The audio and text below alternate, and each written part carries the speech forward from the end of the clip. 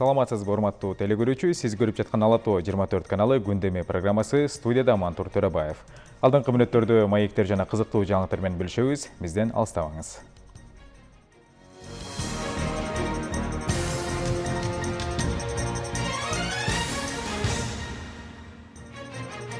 Суунун натыйжалуу пайдалануу чаралары көрүлүүдө. Келечекте жарандарга турак жай курууга жеңилдетилген насыя берилет. Кыргызстанда криптовалюта менен төлөм жүргүзүү мыйзамга туура келбейт. Келечекте калкка турак жай курууга жеңилдетилген насыяларды берүү пландалууда. Бул туурасында министрлер кабинетинин төрагасы Акылбек Жапаров Чүй облусунун Сокулук районунун Ваян Антоновка айылынын тургундары менен жолугушканда билдирди. Жолугушууда жергиликтүү тургундар жер тилкелери боюнча бир катар орчундуу көйгөйлөрдү чечүүдө, анын ичинде белгилүү бир тилкеге турак жайларды курууга жана социалдык объектилерди баштоого уруксат алууда көмөк көрсөтүүнү өтүнүштү. Министрлер кабинетинин башчысы жарандарды келечекте талаш тартыштарды болтурбоо үчүн жер тилкесине укук белгилөөчү документтерди тиешелүү мамлекеттик түзүмдөрдө мыйзамдуу түрдө тариздеп, менчик укугун орнотуп, тилкелердин чек арасын тактап, андан кийин гана турак жайларды курууга киришүүгө чакырды. Сууну натыйжалуу пайдалануу эгин талааларына жетиштүү суу берүү үчүн болгон аракеттер көрүлүүдө. Чүй дарыясында 20 чакырым аралыкта агын суунун 30%га жакыны жерге сиңет. Мындан улам кошумча канал куруу муктаждыгы келип чыккан. Суу чарба департаменти Чүй облусунун Кемин районундагы дарыядан келген суунун абалы жана аны сарамжалдуу пайдалануу иштери менен таанышты. Азыркы биз турган жер чыгыш Чоң Чүй каналындагы топтолгон суу былтыркыга караганда алда канча жогору. Ушул эле суудан Чүй облусунун Кемин районунан баштап батыш жагындагы Панфилов районуна чейинки бардык райондордо эгин талаалары жай бою сугарылат. Азыркы тапта жоготуулар 20 чакырымдын ортолугунда эле 30%га чейин болуп жаткандыктан кошумча долбоорлорду сунуштап, анын жоготууларды болтурбоо аракетин көрүлүүдө. Кеминди машина башталган ушу головной бычкадан бул суу менен западный бычка менен да кетет, через западный бычка анан эмеге барышат. Панфиловка чейин барат да бул суу. Бу жерден Ысгата району бар, Чүй району бар, Кемин районунун бир 13 километрдей эмеси бар, протяженности 13 километр. Бир 18 гидроучасток бар, ошолун алат да калганы бүт ошо через эме Кегетинский отделение бар, Скатинский отделение бар. Ошолор менен ары көстө эмеге чейин Панфилов районуна чейин барышат суу менен. Суга суу тартыштыгын жоюу үчүн Кытай грантынын эсебинен 4 миллиард сомдук кошумча канал курулат. Учурда долбоор толук түрдө даярдалып, иш жүзүнө ашаар алдында турат. Мына байкасаңар, биякта 85 куб агып атат азыр. Ошону ушул суу биздин жанагы восточный бычкага жеткенде 60 кубка жетпеген суу жетет. Биякта бир 30%дан ашык суу жоготуулар бар да. Экинчи бетонный канал курганда биякта жоготуунун баарын ушу сууну биз жанагы 25-30 кубту Чүйдүн эң акыркы Панфилов районуна чейин жеткизгенге мүмкүнчүлүк болот. Былтыркы кургакчыл мезгилди эске алуу менен министрлик өлкө боюнча кышы бою ным топтоо иштерин күчөтүүдө. Декабрдан майга чейин 240 000 гектар жер сугарылып, айдап себүүгө даярдалды. Орто токоо суу сактагычындагы суудан секундасына 125 куб суу берилип атат. Бул ошо проекттелик эң жогорку көрсөткүчү. Мындан көбүрөөк сууга бериле албайт ал жерден.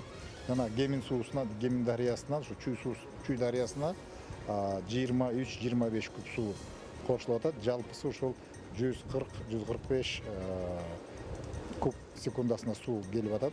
Суга суу менен камсыз кылууда быйыл 1000 чакырымдан ашык суу каналдарын тазалоо пландалып, анын 80% ишке ашты. Өлкөдө 1 миллион гектардан ашык айдоо аянттары болсо, анын 320 000 гектары Чүй облусунда. Дубанда быйыл 120 000 гектарга жүгөрү, 100 000 гектарга көп жылдык чөп, 10 000 гектардан ашык аянтка кант кызылчасы айдалды. Анын баарын убагында сугарып, мол түшүм алуу суга суунун жетиштүүлүгүнөн көз каранды. Боомдон башталган Чүй дарыясы менен Чоң Кемин суусу кошулуп, бул жерде Чүй суусу болуп артыңыздар да агып атат. Ал эми сол капталда болсо Чакан ГЭС бар, ал Кемин районун телет. Ал жакка секундасына 50 куб метр суу өзүнчө бөлүнүп берилип, андан артканы секундасына 70 метрден ашыгы бул жерде жалпы Чүй өрөөнүнүн ирригациялык аймактарын тейлөөгө өзүнчө кетет. Айыл чарба министрлигинин өкүлдөрүнүн айтымында быйыл былтыркыга салыштырмалуу суунун көлөмү алда канча жогору. Алардын натыйжасын жакында түшүм жыйноо мезгилинен дагы көрсөк болот. Элиза Нурматова, Бекжан Токтосунов, Алато 24, Чүй облусу. Эмгек социалдык камсыздоо жана миграция министрлиги бүткүл өлкө боюнча майыптыгы бар балдарды реабилитациялоонун жаңы ыкмаларын киргизүүгө ниеттенүүдө.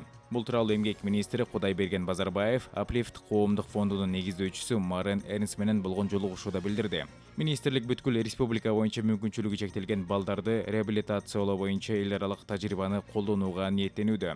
Бул үчүн бул багыттагы иштерди уюштурулат жана системалаштырылат. Uplift коомдук фонду 2005 жылдан бери Кыргызстанда балдардын балдар үйлөрүнө кирүүсүн алдын алуу жана баш тартууга багытталган 9 программаны ишке ашырып келет. Ошондой эле фонд физикалык терапия, логопед жана башка тармактар боюнча жергиликтүү адистердин дасыгын жогорулатуу боюнча иштерди жүргүзүүдө. Фонд өзүнүн программалары аркылуу 17 жыл ичинде 10 миңден ашуун балага колдоо көрсөттү. Учурда ал интернат тибиндеги 5 мамлекеттик мекеме менен иштейт. Ардактуу телекөрүүчү, Алато 24 каналында күндөмө программасын улантабыз. Студияда Мантор Төрөбаев. Балдар арасында жугуштуу вирустук инфекциялар оорунун мүнөзүнө жараша оорулуу адам менен түздөн-түз байланышта болгондо жугат. Булар кол алышуу, шилекей, жөтөл жана башка. Ошондой эле кыйыр байланыш аркылуу дагы жугуп калышы ыктымал дешет адистер. Урматтуу көрүүчү, балдардын инфекциялык оорулары тууралуу берүүбүздүн жүрүшүндө маек жүргүзөбүз. Программабызда Бишкек шаарынын санитардык эпидемиологиялык көзөмөлдөө борборунун адиси Кундуз Эсенгулова, саламатсызбы, кутман күнүңүз менен, жана ошондой эле республикалык жугуштуу оорулар клиникасынын дарыгери Азый Шайымбетов студиябызда. Саламатсыздарбы, кутман күнүңүздөр менен студиябызга кош келиңиздер. Мынакей балдар арасында жугуштуу жана башка оорулар дагы башка мезгилдерге салыштырмалуу мындай көбүрөөк болуп атат. Анан Кундуз Рыспековна, сиз өзүңүз айтып калдыңыз, мынакей эң биринчи бала бакчадан башталат деп. Ушул тууралуу кенен токтолсок. Негизи азыр жай мезгили келгенден баштап эле, күн ысыгандан баштап эле балдардын тамак аштан уулануусу жана жугуштуу оорулар көбөйүп атат да. Ошол биринчи жугуштуу оорулар менен тамак аштан уулануунун алдын алыш керек. Чем көйгөйдү чечкенден көрө, бай эртерээк алдын алып, ошого кам көрсөң, ошо ден соолугуң сакталып калат да. Мен биринчиден айта кетет элем, биринчи бул өздүк гигиенадан башталат, тазалык деген, ден соолук деген. Анан үйдөгү энелерден башталат. Биринчиден ошо үйдөгү бала эмизүүдөгү жаш балдарды, кичинекей балдарды эмизүүдөгү туура гигиенаны сактоо энеден зависить этет. Экинчиден ошо үйдөгү балдарга тамак ашты жасап берүүдөн. Азыр эми балдардын баардыгы тең каникулга чыкты, бүт баардыгы тең үйдө. Ошон үчүн мен энелерге кайрылат элем.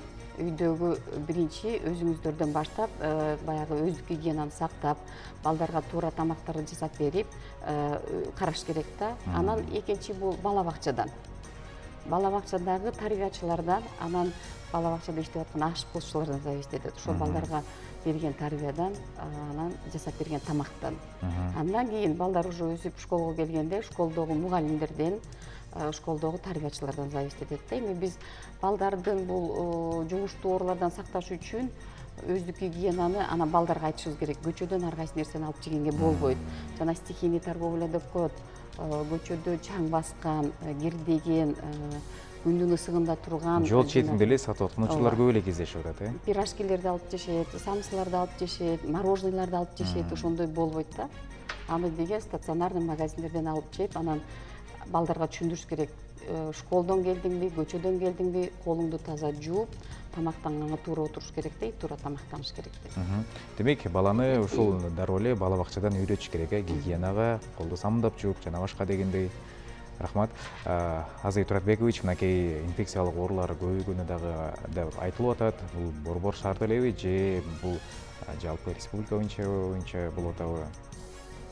Жугуштуу оорулар баардык жерде көбөйүүдө. Мен инфекционный больницанын приемында врач болуп иштейм. 15 июнда 2-жыл мурда күнү дежурство турганда 254 бала бейтап кайрылды. Анын ичинен 40% жаткырылды, 60% амбулатордук леченияга жиберилди.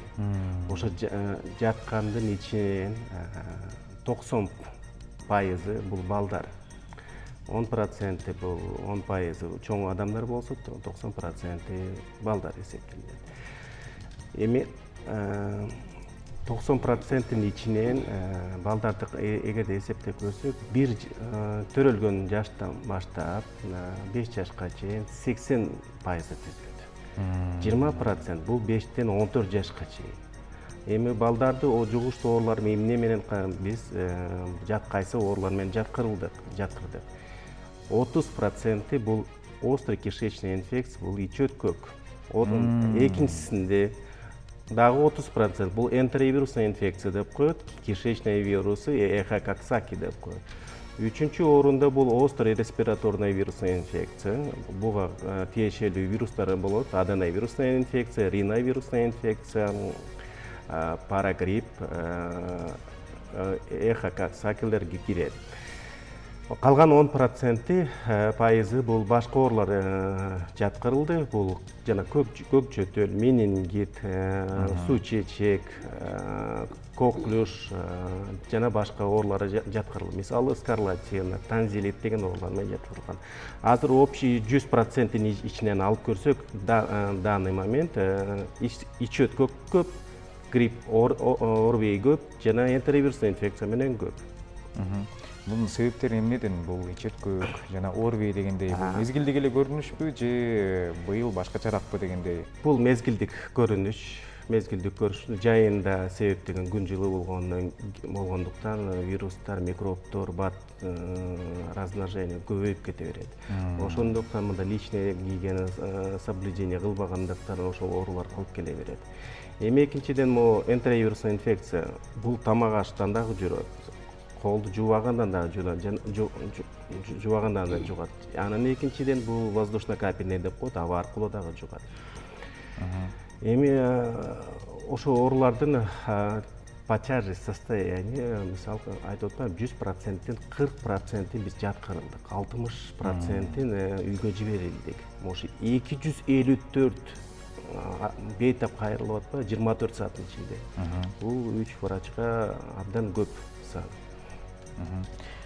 Кундуз Рыспековна, мынакей тамак аш тууралуу дагы кеп козгоп кеттик.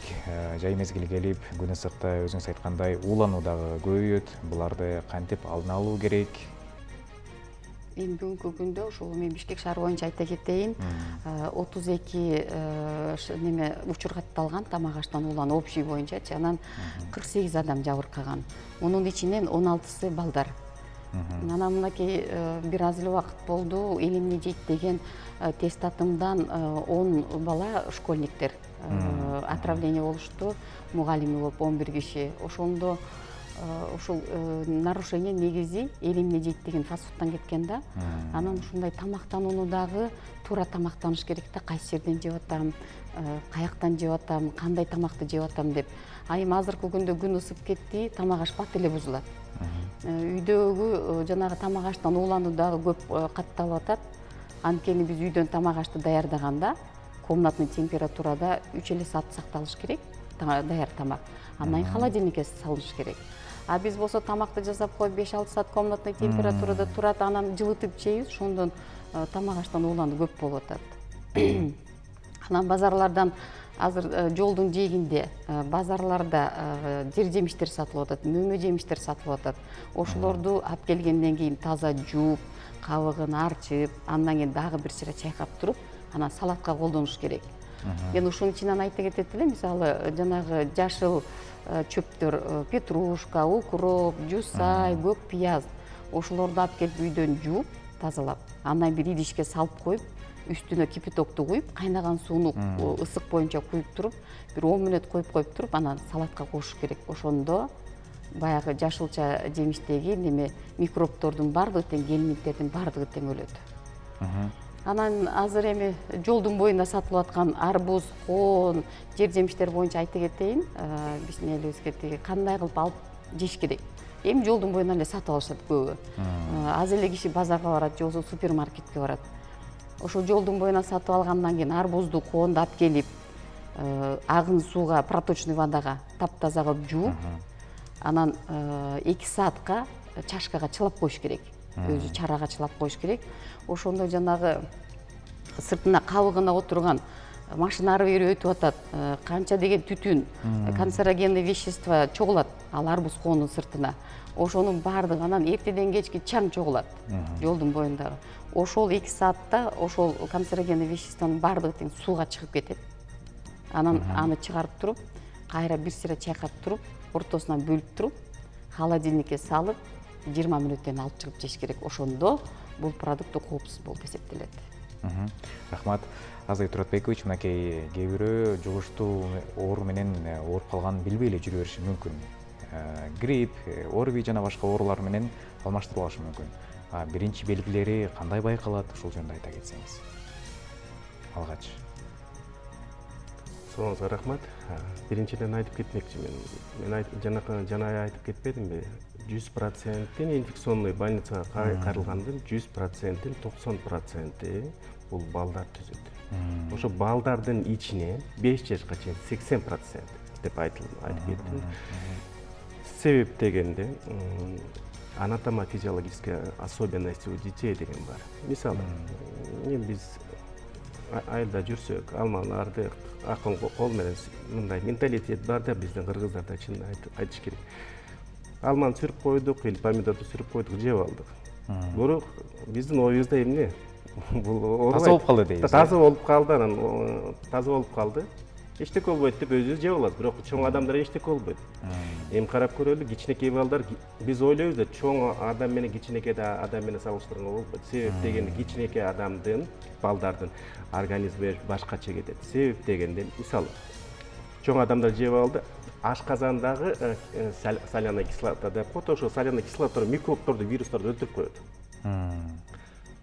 Кичинекей балдарды, мисалы, биздики соляный кислота ашказанда сок, кислотность көбүрөөк, а кичинекей балдарды 1 жаштан баштап кислотность азыраак болот. Анан 1 жаш, 5 жаштан кийин анан нормага келе баштайт. Мисалы карап көрсөк, 5 жашка чейин если кислотность ашказанда азыраак болгондуктан мөмө жемештерди жеп алдык, алар вирустар өлбөй калат. Анан өлбөгөндөн кийин кирип кетет. Ошон үчүн мисалы урматтуу телекөрүүчүлөр түшүнүш керек, балдардын кислотности аз болгондуктан жугуштуу оорулар көп кездешет. Ошон үчүн мен айтып атпайм, статистиканы, бул статистика, маалымат, так маалымат. Инфекционный больницага кайрылгандан 100%, 90% балдар түзөт. Ошон үчүн эмне себеп деген балдар ооруйт? Себеп дегенде бул анатомия физиологиялык особенностьтер. Себеп дегенде жанакы кислотность балдардын азыраак. Если вирустар, микробтор кирди, сразу ооруга айланып келет. Эми ошон үчүн мындай катуу көңүл ата-эненин балага көңүл буруш керек. Ошон үчүн алар да ойлош керек, что бул менин организм башкача кабыл алат бул микроорганизмдерди, кичинекей бала башкача алат. Себеп дегенде микроорганизмдер менен биз чогуу эле жашап эле жүрөбүз. Вирустар менен топуракта толтурат, бул жерде толтурат. Эми организм биз иммунный система, чоң адамдардын иммунный системасы жакшы болгондуктан вирустарды, микробтарды өлтүрүп турат. Кичинекей балдардын иммунный системасы азыраак, төмөнүрөөк болгондо, жаңы төрөлдү иммунный система азыраак. Вирустар кирди, микробтор кирди, анан оору чыгарат. Ошол оорулардын кесепеттен симптомдор пайда болот. Мисалы, эгерде энтеровирус кирип кетсе, вирустар кирип кетсе, микробтор кирсе, биринчи симптомдор кусуп башталат. Дароо эле? Дароо эле кусуп башталат, как отравление деп ойлой беришет. Но биздин стационарга кайрылат, кусуп келди деген. Кусуп келди деген биздин эме приемныйдын врач болгондуктан биз ооруларды дифференцировка кылыш керек. Кусуп келген это не обязательно, мындай орусча айтканда, бул ич өткөгө отравление эмес. Бул кичинекей балдарда, мисалы, биринчи очередь приемныйдын врачы исключать этиш менингит. Менингит деген оору дагы бар. Бул мээге вирустар, микробтор кирет да, анан мээни козголуп менингит деген оорулар бул кирет. Көбүнчө биз менингитти ойлоп алабыз, жукпайт деп, бирок тескерисинче жугат. Мисалы, отравление менен деп ойлоп калышат атар. Бул кусуп бирдеме мөмө жемиш жеп алды, анан кусуп калды деп ойлоп калат. Бирок андан эмес. Жоксо шамалдап калды деп эле. Шамалдап. Анан мисалы вирус, микробтор кирди, мээге поражение келди, анан биринчи симптом кусуп, температура болуп башталды. Анан биз инфекционный больницага келгенден кийин биздин максат биринчи менингиттерди исключать этебиз. Экинчиден ичин кармалгандан кийин острый живот деп коет, аппендицит, кишечный непроходимостьтер бул кусуп келет. Анан аларда эле ата эне эмне болот? Бардыгы эле жөнөкөй адамдар түшүнөт, кусуп калса эмне бул отравление депчи. Келди инфекционный больницага келди, ичин кармап көрсө бул аппендицит или кишечная непроходимость. Анда биз эме сразу эле третий детский или хирургический стационарга жиберебиз. Если менингит болуп калса, кусуп температура келсе, анда биздин больницага жаткырабыз. Кийинки ацетономическая рвота. Если бөлөк оору болгондо тоже кусат. Если сахарный диабет болсо кусат, кусат. Ошон үчүн биз келгенде максатыбыз дифференцировка кылабыз. Инфекционный болсо бизге жаткырабыз, показания болсо. Эгерде биздин оорулар болбосо башка стационарларга жиберебиз.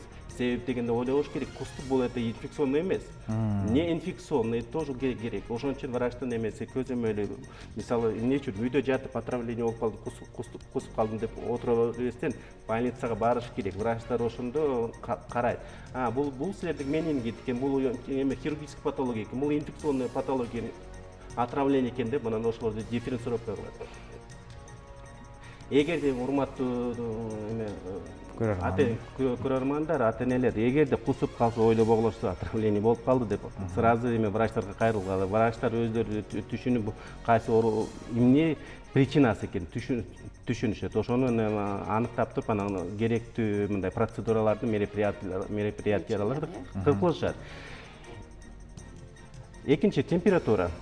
Температура денен табаны көтөрүлгөн. Бул дагы симптом, инфекционныйдын симптому. Температура 38-39 болуп келсе, бул белая гипертермия, красная гипертермия деп бөлүп коет. Белая гипертермия жаман. Температура, злокачественная температура деп коет. Ошондо ата энеси байкаш керек да. Температурасы көтөрүлүп, баланын чечиндиргенде колдор буттары муздак болсо, бул чыйрыккан. Анда сразу эле больницага барыш керек. Ошондой балдарды биз сразу эле жаткырабыз. Эгерде красный гипертермия, денеси табы ысык, бирок колдору жылуу, анда ошолорду биз үйгө жиберебиз. Мындай айтып кетмекчимин, жугуштуу оорулар деп мындай кичинекей кустуу деген отравление эмес, башка оорулар да кездешет. Ошон үчүн мындай кайрылып, врачтарга кайрылып, туура диагноз койдуруп, анан туура лечение жазып беришибиз керек. Эми карап көрсөңүз 100%тен 40%тин биз жаткырып атабыз. Ошо 15-июнда 254 бейтап, 254 24 сааттын 254 пациент бейтап кайрылган. Ошонун 60% үйгө жиберилип, 40% биз жаткырып атпайбызбы? По показаниям. Эми эгерде жаткыргандан кийин эмне алат? Лечение алгандан кийин состояниясы улучшение болот. Эгерде мисалы 60% үйгө жиберилди, биз уже прогноз коюп, дарыларды, дармектерлерди жазып беребиз. Үйдөн дарыласа болот деп, дарыларын жазып бергенден кийин үйдөн сакайып кете беришет. Эгерде мында тяжелыйраак, средний тяжелый балдарды, канчалык кичинекей балдар болсо, ошончолук биз тяжесть көбүрөөк, катуураак болот. Ошон үчүн биз больницага жаткырабыз.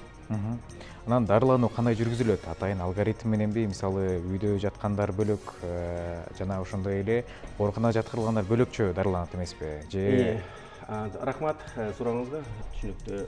Биринчиден кусуп келди. Кусуп келгенде эмне кылыш керек? Протирутный дарыларды, дармектер ичсе деле куса беришет. Аларды биз сразу эле жаткырабыз.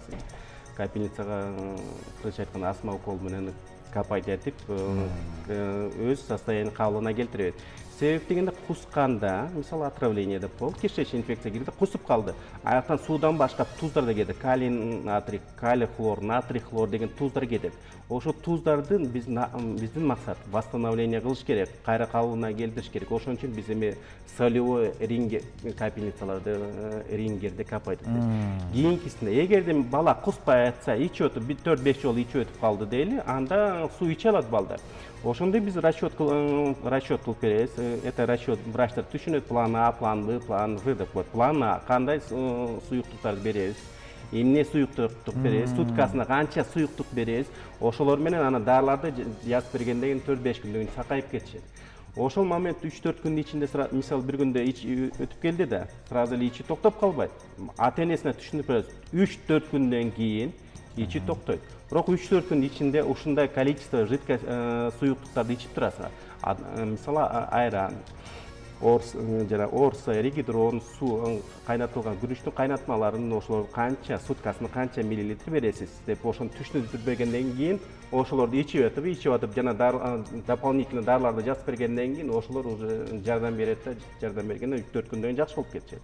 Демек тамактануудагы мүнөздөп берилиш керек экен да. Мисалы, остро-кишечный инфекцияда ич өткөк болгондо обязательно тамак аштын мисалы сууга бышкан, бууга бышкан тамактарды жеш керек. Эгерде остро болсо ашказан кайра отравление, кусу, жүрөгкө айлануусу, состояние ухудшениясы ошондон башталат. Бул тамактан. Экинчиси, мисалы отравление болуп калды, кичинекей балдар сүт болбойт.